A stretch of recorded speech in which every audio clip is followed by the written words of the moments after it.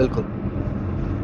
जय भीम दोस्तों, देश को 15वीं राष्ट्रपति मिल गई है और भारत के इतिहास में, आजाद भारत के इतिहास में पहली बार आदिवासी समुदाय से राष्ट्रपति बनी है, महिला बनी है। उनको बधाई, आप सभी बधाई दे सकते हैं। सवाल एक सोशल मीडिया पे ये उठ रहा है, क्या राष्ट्रपति आदिवासी बनने से आदिवासियों का भला होगा? यकीनन कहा नहीं जा सकता, लेकिन गैर आदिवासी बने तब भी भला नहीं हो सकता है। तो आखिर जो वंचित समुदाय हैं उनका भला कैसे होता है? उनका भला होता है जो एक्टिविस्ट होते हैं, जो आंदोलनकारी होते हैं, जो सड़कों पर उनके अधिकार के लिए लड़ते हैं, उनके संघर्षों से वंचित समुदाय का भला होता है। आज समय कम है, हमारे साथ हैं, आप सब जानते हैं, सोनी सोरी हैं और आदिवासी समुदाय की लड़ने की आइकन है। हिमांशु जी का इंटरव्यू हमने किया था, आपको दिखा चुका हूँ। सोनी जी हैं, आज दिल्ली में हैं और प्रेस क्लब हम लोग जा रहे हैं, वहाँ पे एक प्रेस वार्ता है, वहाँ पे तमाम ऐसे मुद्दों पर बात होगी। लेकिन आज चलते चलते मैंने सोचा कि आपको सोनी जी से आपको मिलवाऊं और इनके संघर्षों की दास्तान पूछूं और समझने की कोशिश भी करूं कि आखिर जो जल जंगल जमीन की लड़ाई है वो कैसे मुकम्मल होगी, कैसे आदिवासी समुदाय को न्याय मिलेगा, कैसे उनकी अस्मिता बचेगी। तमाम पहलुओं पे चर्चा करने वाला हूं चलते चलते। सोनी जी, स्वागत है अम्बेडकर नामा में। जय भीम। जय भीम। कैसी हैं आप? ठीक है। आपकी लड़ाई को तो हम लोग देखते रहते हैं। तो आदिवासी राष्ट्रपति बन गई हैं, खुश हैं? बस बन जाने से खुश होना ये कहाँ तक सही है? ये मैं नहीं मानती कि वो राष्ट्रपति आदिवासी बन गए तो हम बहुत खुश हो जाए। हाँ। खुश तब होंगे ना कि जो राष्ट्रपति उस कुर्सी में बन के अंतिम आदिवासी उस व्यक्ति के दर्दों के साथ कितना जुड़ सकती है और क्या हल कर सकती है, ये मायने रखता है। तो फिर उस हिसाब से आगे बात रखी जाएगी ना। इस बात से मैं खुश नहीं हूँ कि आदिवासी तो हर जगह में बने, नेता भी बने, कई विधायक हमारे बस्तर में 12 विधायक हैं, तब भी तो रोज कुचला जा रहा है, मार दिया जा रहा है, काटा जा रहा है, बलात्कार हो रही है। तो यही सवाल राष्ट्रपति के लिए भी है। ये बात बड़ी बात है। आदिवासी समुदाय के 12 विधायक हैं बस्तर में। अभी पिछले दिनों हम लोग प्रेस क्लब में थे और आज हमारे साथ सरोज भाई भी हैं और बहुत महंगे ड्राइवर है, प्रोफेसर हैं और गाड़ी में बैठा के ले जा रहे हैं। हम लोग के लिए गर्व की बात है। Hello hello hello hello hello, जय भीम, जय जवान। सरोज भाई हैं, दिल्ली यूनिवर्सिटी में पॉलिटिकल साइंस के प्रोफेसर हैं और विभाग लिखते बोलते हैं। पिछले हफ्ते हम लोग प्रेस क्लब में थे, सिलगेर के सवाल पर थे, सिलगेर आंदोलन के सवाल पे।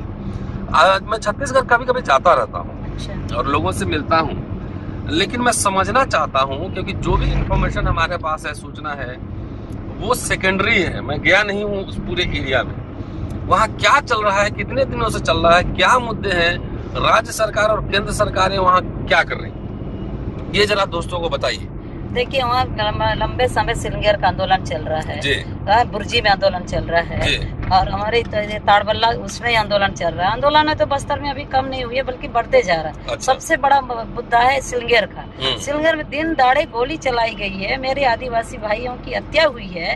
उस पर किसी भी प्रकार का उसके लिए कुछ न्याय की बात नहीं कर रहे, कुछ नहीं कर रहे हैं। और फिर बोला जाता है कि नहीं, नक्सल उनके मूवमेंट को चला रही। अरे भाई, नक्सल उनकी मूवमेंट को क्या चलाएगी? मेरे आदिवासी मारे ना, उस पर क्यों बात नहीं करते? खाली नक्सल की बातें आगे आदिवासी की ताकतों को क्यों कुचला जा रहा है? और वहाँ जो आदिवासी का जो मांग है, ग्राम सभा की बात कर रहे हैं। जब कानूनों में है ग्राम सभा की बात, ग्राम सभा बिना किए, उनकी राय बिना लिए ना रोड बना सकते हैं, ना कैंप लगा सकते हैं, वहाँ के ना पत्ते तोड़ सकते हैं, ना कुछ नहीं। तो ऑलरेडी कानून में है, तो उस कानून को पालन करने में राज्य सरकार और केंद्र सरकार को अब क्या परेशानी है? तो उस ऐसा कानून भी लाते वही हैं और उस बातों को हक से बोल रहे हैं। लीगल रूप से मेरे आदिवासी कह रहे हैं कि भाई रोड बनाने से पहले ग्राम सभा हो, कैंप लगाने से पहले ग्राम सभा हो, पेड़ों को काटने से पहले ग्राम सभा हो, किसी माइनिंग के लिए ला रहे हैं, कंपनी लाए, चाहे अडानी हो, जिंदाल हो, कई तरह कॉर्पोरेट कंपनी लाने से पहले ग्राम सभा हो। वो सारी चीजें क्यों नियम से लीगल से नहीं होता? बात इसी बात के, उसमें वो ना करके ये सीधा कैंप लगा के बंदूक के दम पे कुचल के उस चीजों को छीनने की बात करेगा तो स्वाभाविक है हजारों आंदोलन होगा, हजारों लड़ाई लड़ी जाएगी। लेकिन हमारे अपने लोग जल जंगल जमीन क्यों देंगे? हम आदिवासी किस लिए देंगे? नहीं, उसमें सरकार तो करे, हम विकास कर रहे हैं। वो कैसा विकास? कैंप लगा के किसी को कुचल देना, मारपीट करना, एनकाउंटर करना, ये विकास है। अगर मान के चलो एक पहाड़ को कुचलना, वो विकास है। भाई विकास हम भी चाहते हैं, आदिवासी भी चाहते हैं। हम आदिवासी ये कह रहे हैं ना कि अगर आप कोई रोड बना रहे हो तो हजारों पेड़ नहीं कटना चाहिए, उतनी सेपरेट का रोड बनाइए जिसमें 2 पहिए की गाड़ी चल सके। लोगों की मानवता का जो हनन हो रहा है या फिर जो जिस तरह तकलीफ हो रही है उसका हम सुविधा कैसे करें, वो चीज है। उसी का तो तय करेगा ना ग्राम सभा जिस एरिया में रोड बन रही है तो पंचायत से पूछे, वो तय करे, उनसे मिल के विकास करे ना। गांव के लोगों से, पंचायतों से मिल के विकास करे। वो अपने से टेबल में क्यों अपना वो करके विकास की बातें करते हैं, ये नहीं हो सकता। तो ग्राम सभा की सहमति नहीं ली जा रही? नहीं, बिल्कुल नहीं। तो ट्राइबल लीडर्स भी कुछ नहीं बोल रहे हैं? उसमें भी कुछ नहीं बोलते हैं। और जो बोल रहे हैं तो उनको नक्सल के नाम से जेलों में डाल दिया जा रहा है। अब नक्सल आंदोलन तो कहीं दिख भी नहीं रहा है। नहीं है वो। तो सरकार जबरदस्ती लेवलिंग कर रही है कि नक्सल है। वो तो मैंने फोटोग्राफ्स देखे थे कि उसमें तो आम लोग हैं, कोई हथियार नहीं है, कुछ नहीं है, झंडा बैनर है, यही तो है।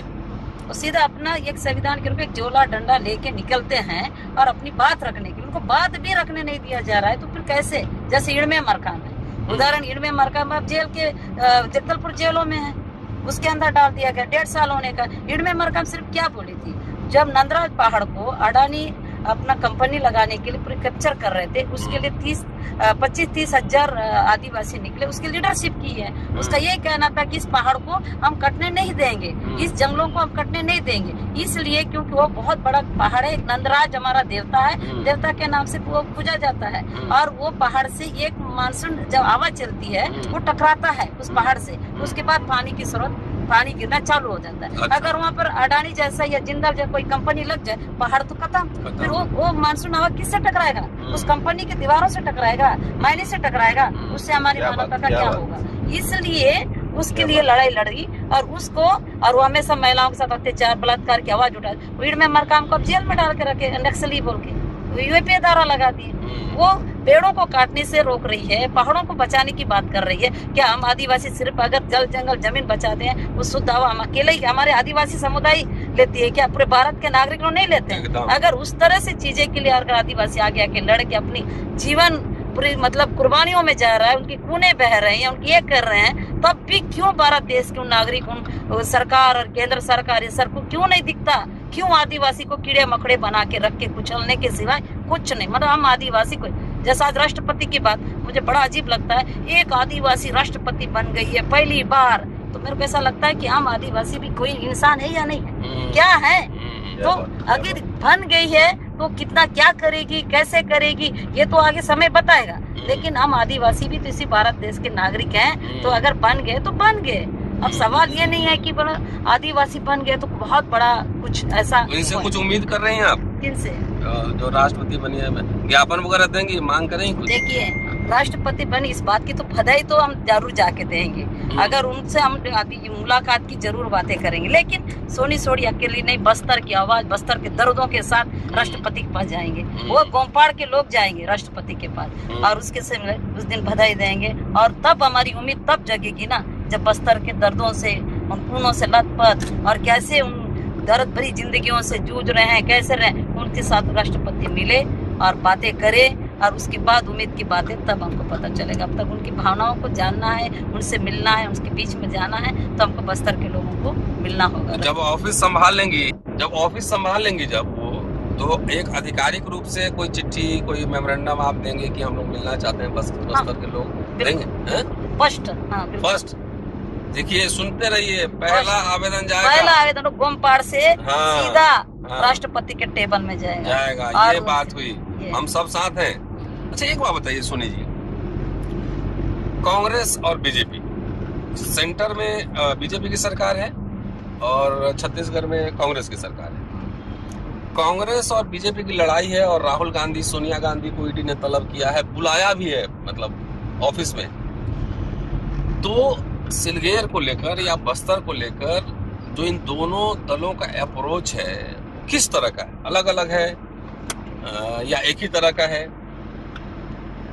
देखिए इसमें तो दोनों सरकारों की बातें करें तो मुझे राहुल जी से मेरी भी मुलाकात हुई, ऐसा नहीं है, पर उनकी जो बातों से मुझे बहुत कुछ चीज़ें अच्छा लगा। राहुल जी की जो सोच है, मतलब बस्तर को लेके, आदिवासियों को लेके, कुछ चीज़ों को लेके मैं बाकी प्रभावित हूँ, जरूर हूँ। राहुल जी की एक विचार को व्यक्तिगत की बात कर रहे हैं, लेकिन सरकार की बातें करेंगे कांग्रेस और भाजपा में क्या फर्क है। देखिए जब वहाँ पर सिलंगेर में गोली चली, वहाँ कैंप को विरोध किए, कैंप नहीं लगना चाहिए, फिर भी कैंप लगाया गया, सब चीजें। तो राज्य सरकार बोलती है हमारा नहीं है, केंद्र सरकार का है। केंद्र सरकार वहाँ पर लाके डायरेक्ट लगा रही है, तो हम क्या कर सकते हैं। तो मेरा ये सवाल है, केंद्र सरकार और राज्य सरकार में फर्क क्या है भाई।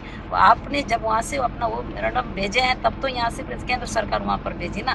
दोनों सरकार तो एक ही चट्टे बट्टे हैं। आखिर केंद्र सरकार, राज्य सरकार क्यों कहती है कि हमारे हाथ में नहीं है, फिर किन के हाथ में? केंद्र सरकार के हाथ में। केंद्र सरकार राज्य सरकार में फर्क क्या है? अगर रोकना चाहे, कुछ करना चाहे, दोनों सरकार मिलकर बात कर सकते हैं कि वहाँ पर आदिवासी की इस तरह कुचला जा रहा है, गोली बारूद चल रही है, तो इसको नहीं करना चाहिए। जैसे रॉकेट लॉन्चर जैसे चीजें अभी बस्तर में फेंका जा रहा है, हर जगह में हो जा रहा है, तो उसमें बोल रहे हैं कि नहीं, वो क्या करें, हमारे कंट्रोल में नहीं है। राज्य सरकार बोलती है पुलिस हमारे कंट्रोल में नहीं है, केंद्र सरकार के, मतलब पूरा केंद्र सरकार के फोकस में आदिवासी को मारने का किया क्या।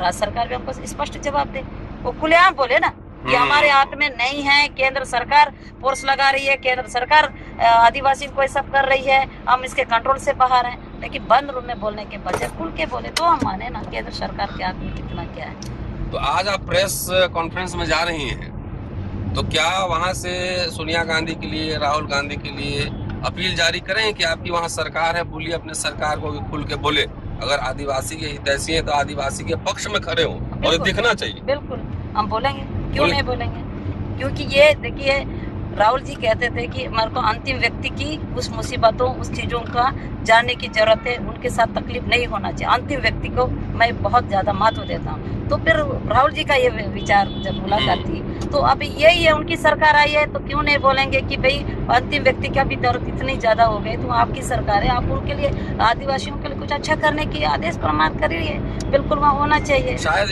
एक खदान जो है अडानी को रिफ्यूज किया गया है, बंद किया गया है, सहदेव कहाँ मैंने पढ़ा था कहीं, हाँ ये अशदेव, हाँ वहाँ क्या हुआ? वहाँ तो वही है ना कि अडानी का था, हाँ बंद हुआ। बंद देखो, पूरी तरह बंद होने का तो अभी वो नहीं है, अगर कुछ दिन के लिए वो करेंगे फिर चालू करेंगे। बंद होना तब कहेंगे ना सब पूरी तरह, जैसे ग्राम सभा की बात होती है, पूरी तरह वो होती है, जैसा अडानी वाली बात हुई नंदराज, अब फिर चालू करने की बातें सोचा जा रहा है। भीड़ में तो जेल में है, लोग लड़े हैं, बाहर हैं, बहुत लोगों को मतलब मार दिया गया नक्सल के नाम से, 5-6 लोगों की हत्या कर दी गई है, और कुछ लोगों को जेल में डाल दिया गया, और अभी वो उसको क्योंकि ग्राम सभा फर्जी पाया गया, उसकी जांच की गई, तो अभी फिलहाल बंद है। लेकिन बंद का मतलब हमेशा बंद है, ये कैसे माने। चलिए एक बात और मैं जानना चाहता हूँ सुनी जी, आदिवासी सिर्फ बस्तर में नहीं, झारखंड में सरकार है, नॉर्थ ईस्ट में है, और आदिवासी भारत भर में फैले हुए, और ये लड़ाई बस्तर नहीं, जहाँ जहाँ पहाड़, जल जंगल, जमीन है, वहां भी ये स्थिति होगी।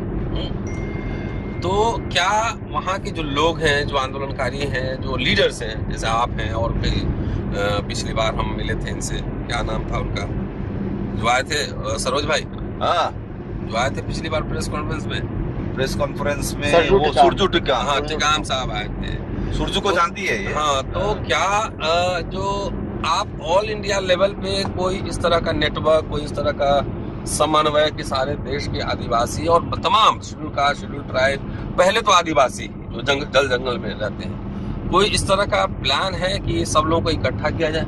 बिल्कुल, ये मेरी मन की बात की है। अच्छा। क्योंकि पूरे भारत देश में हर जगह कोने में आदिवासी भी है, दलित भी है, हम सबको एक समुदाय एक होना चाहिए कि आदिवासी ही और दलित भी हैं, और भी ऐसे कास्ट पिछड़ा वर्ग है, सबको हमारे जैसे होना है। मैं तो ये चाहती हूँ जैसे नागपुर में जिस तरह से एकजुट होके जो एक लड़ाई लड़ी गई थी, आप बोले भीमा कोरेगांव के उसमें अब जेलों में डाला गया, लेकिन उनके अंदर का जो एकता का चीजें थी कि वो चीजें पूरे हर कोने कोने में हमको फैलाव की एक होने की, तब जाके जैसे राजस्थान में मीणा समुदाय है ना, बहुत पावरफुल समुदाय, तो जो मीणा समुदाय के लोग हैं, जो लीडर्स हैं, उनसे कोई कोऑर्डिनेशन बन रहा है, कोई बातचीत इस तरह का कि भाई ये अस्मिता की हमारी लड़ाई है, ट्राइबल सिर्फ जल जंगल नहीं, अस्मिता की भी लड़ाई है ना, आपके जो देवी देवता है उसको भी सब कब्जा कर रहा है, उसका भी हिंदूकरण कर रहा है, तो ये तो अपने देवताओं के घर वापसी की भी लड़ाई लड़नी है ना भाई। पहाड़ जंगल सब हमारे तो देवी देवता ही है, प्रकृति है वो।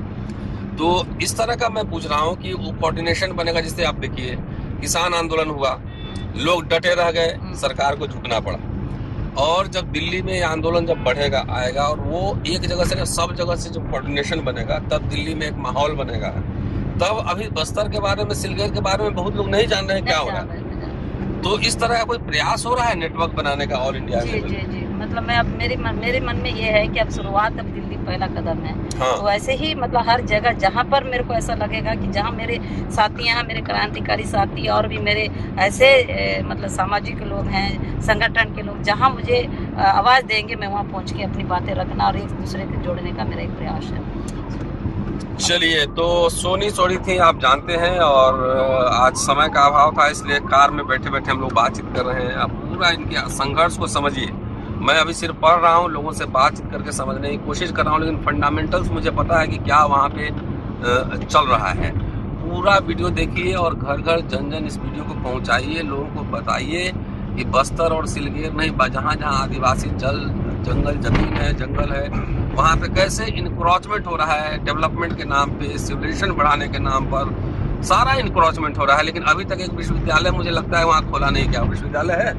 नहीं है, डेवलपमेंट हो रहा है। लेकिन बच्चों को पढ़ाने के लिए अंग्रेजी स्कूल बोलिए खोले हर जगह, वहाँ पे नहीं खोलेंगे हैं?